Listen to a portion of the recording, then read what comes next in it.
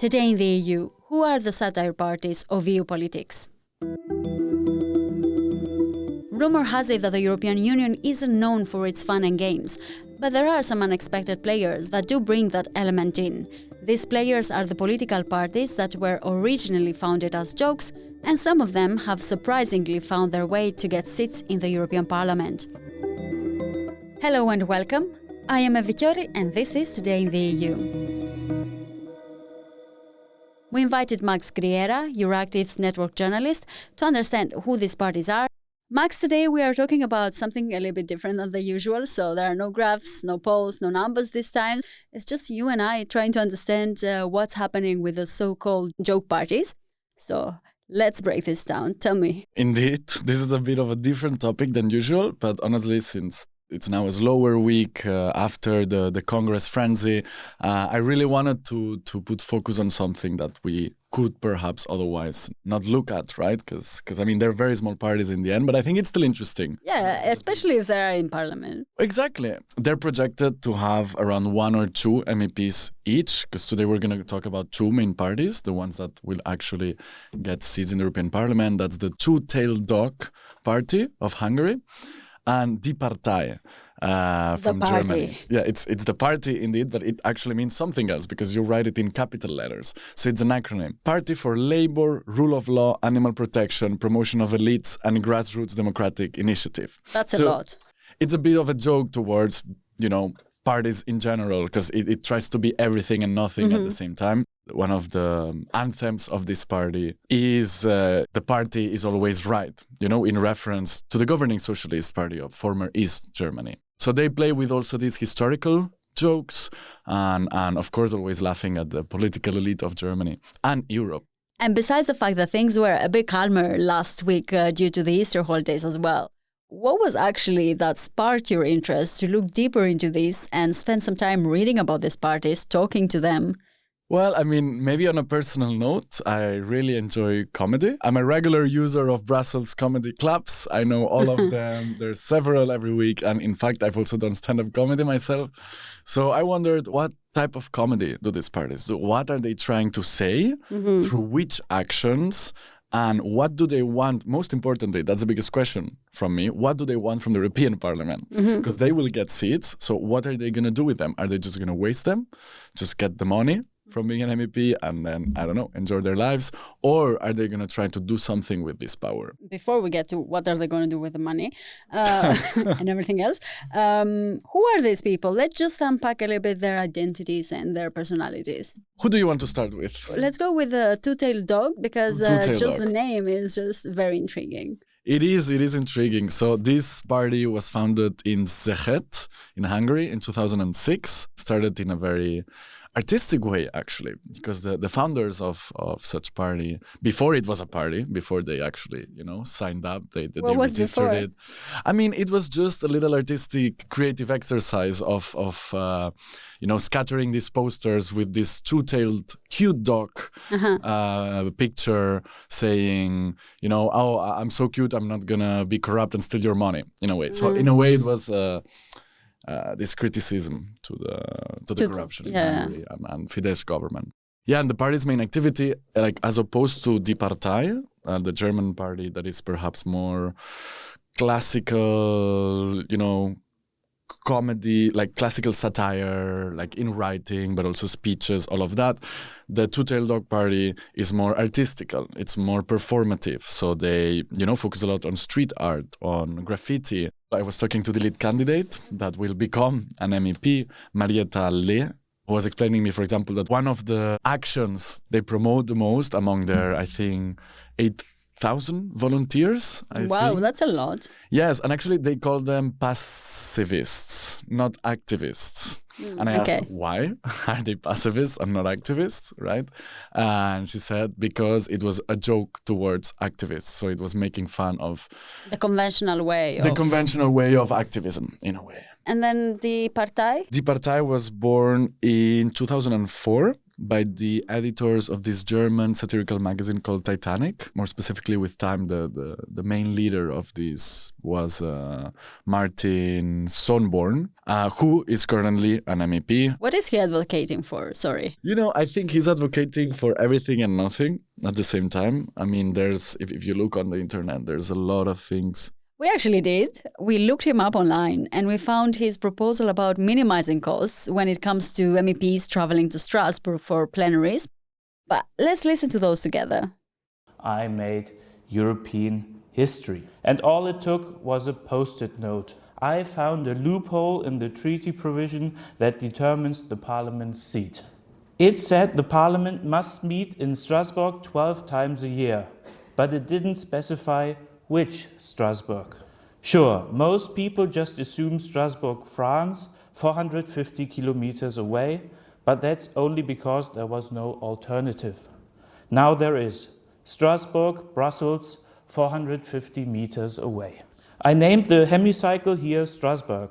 This way, you can all meet there every month. And I don't think this stops here, to be honest. Yeah, in his role, because there's two sides, right? There's the campaigning at the national level, and then of course he uses national jokes, very focalized. And then there's the European Parliament that the Partei is using as a platform for their jokes. And then, of course, they, record these YouTube videos and bring them back to Germany to show them to all the party members and beyond to gain even more support. What about this beer party coming from Austria? Are they interested in European elections? Well, actually, no. They confirmed they confirmed to us that they won't run for the EU elections this time. But I still think it's very important to keep them in mind because as much as they won't run for the EU elections, for example, they did run for the presidentials and they came third with 8% of the votes. And now they will run for the national elections. So they are present, and maybe they're not running now, but maybe in 5 years they do, depending on, of course, in what direction they go. We never know. Sounds like a relatively big party and quite popular as well. It's definitely a party that is known in Austrian society, especially because it's called the Beer Party, and one of their main proposals to society is to build public beer fountains in Vienna, for example, among many others. Interesting. Yeah. I guess that's why people vote for them. Yeah, very popular. I mean, I would too. And they managed to elect some representatives in the last elections, but just like other normal parties, they had to deal with some internal drama. So what happened there? So, of course, the Partei is a joke party, and it started as a joke party. And of course, its leader, Martin Sonberg, still takes it as a joke. He does have an agenda. He does have a political agenda. He uses this platform, his post as an MEP, to criticize corruption, to criticize waste of money, like we heard now with the Strasburg case. But, while he stayed in this more satirical perspective, his colleague Nico Semsrott resigned from the Partei in 2021 after a scandal on Twitter involving some jokes that were offensive to some people. And Martin did not apologize. He stick to the joke, and then Nico decided to drop out.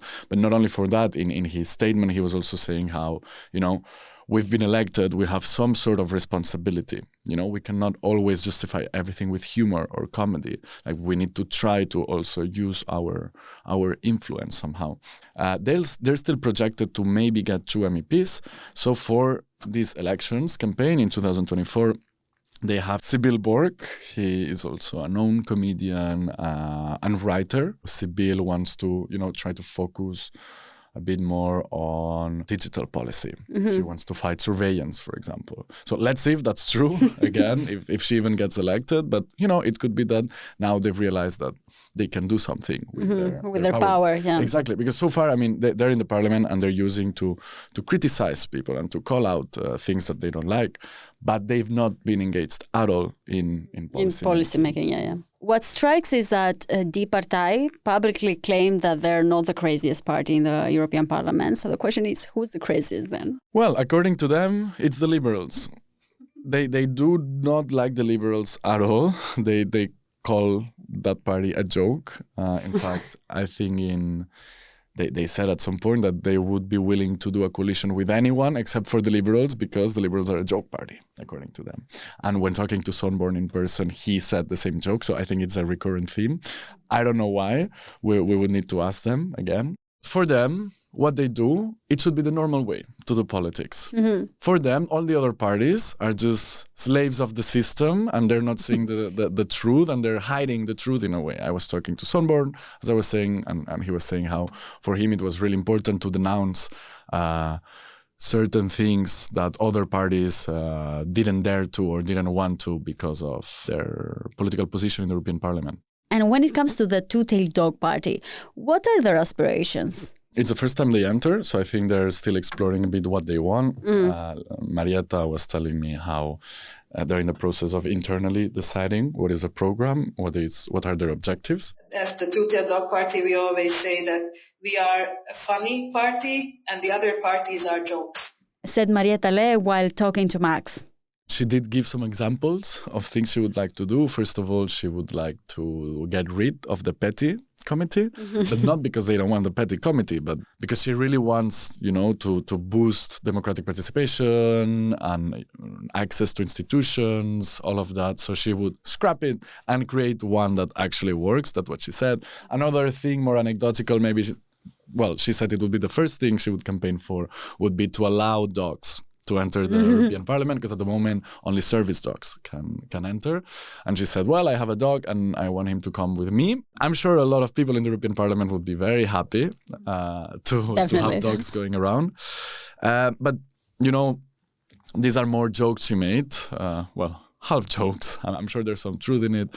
But the two-tailed dog party, unlike Die Partei, I think they do have a more clear agenda, clear objectives. Also because I feel they're the most successful joke party so far. I mean, they're ranking very high in the local elections for the Budapest. They might become one of the kingmakers, so other parties might need of their support to form a local government. And which action of the two-tailed dog party grasped your attention? Talking to Marietta, one of the things that she was very proud of and was one of the things that she mentioned first is that apparently in Hungary, for the national elections, for the national parliament, the public TV broadcaster, it's mandatory for them to offer to all parties 5 minutes to speak. So of course, the two-tailed dog party went, but they sent a man dressed as a chicken.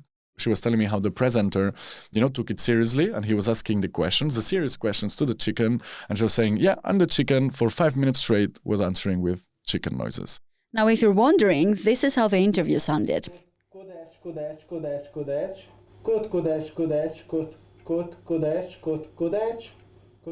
To understand a bit, these dynamics, these voting dynamics, these voting patterns to joke parties, I interviewed an expert, a professor of voting behavior, and specialized on protest politics. His name is Endre Borbath, and he works at the Berlin Social Science Center. Right, what did he tell you? Once these joke parties really kickstart and start getting support, then they start getting pressure also from the media, from other parties, from their own voters perhaps, to become a bit more serious, or not serious, because in the end the approach to politics will also be satire. That will be the tool, but then to act a little bit more than maybe to have an agenda, to have some sort of program, some sort of objectives. And that's, I think, where the two-tailed dog party is more strong. They do have a very strong anti-corruption platform. They have this very strong social policy side. At the same time, though, when I asked her, where in the political spectrum would you place yourself? To know a bit, where are they? Yeah. She didn't want to say. She said that in Brussels, we love putting labels, but they don't like labels. So then I asked her if she was anti-Orban.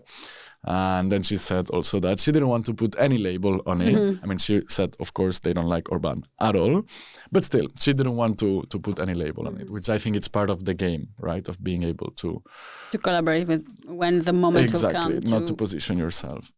And it's interesting to understand why people are actually voting for these parties. As Professor Borbath was telling me, these parties are fueled by disenchantment to mainstream politics, by frustration towards the political establishment. In a majority, the voters of these parties are mostly young, urban areas. But yeah, basically that would be it. I remember with, Strasburg, the MEP from the Partei, was telling me how they were catering in a way to the people that otherwise would not go to vote. So they want to mobilize this share of abstentions. And the same goes for the Two-Tailed Dog Party. Well, thank you, Max. It was a pleasure as per usual. I am Evi Chiori, and this was Euractiv's Today in the EU podcast. Visit Euractiv to stay on top of the latest news, sign up for our podcast newsletter, and if you haven't subscribed yet, you can find us on Spotify, Apple Podcasts, or wherever it is that you get your podcasts. This episode was produced by myself, Miriam Sainz de Tejada, and Nicoleta Yonta.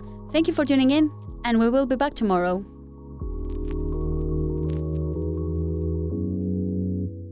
As part of our commitment to accuracy, inclusion, and transparency, Euractiv is part of the Trust Project.